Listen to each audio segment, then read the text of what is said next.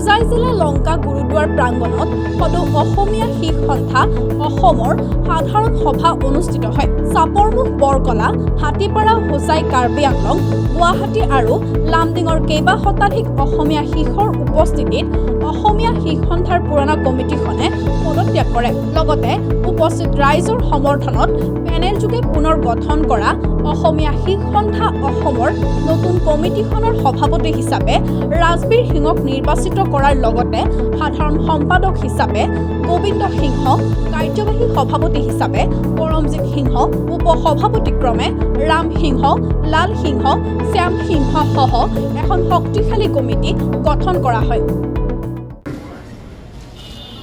উন্নয়নৰ পথত কেনেদৰে চলাই নিব লাগে তাৰ গুৰিয়াল হিচাপে মোক আপোনালোকে ধৰি লওক। আৰু এইখন গাড়ী কোনো কাৰণতে মই বিঘ্নিত হ'বলৈ নিদিওঁ। কেতিয়াও যদি আমি গাড়ী চালকৰ ভাষাৰে কওঁ, কেতিয়াও গাড়ী পামচাৰ হ'বলৈ নিদিওঁ আৰু সুন্দৰ পথেৰে এইখন গাড়ী লৈ যাম। আৰু তাৰ বাবে মই পুনৰ পৰা আপোনালোকক অনুৰোধ কৰিছোঁ, আমাৰ মাজত একতাৰ সৃষ্টি কৰি ৰাখিব আৰু বাকীখিনি গুৰুজীৰ কৃপাত সকলোবোৰ লাহে লাহে আমাৰ ভাল কামবোৰ হৈ যাব।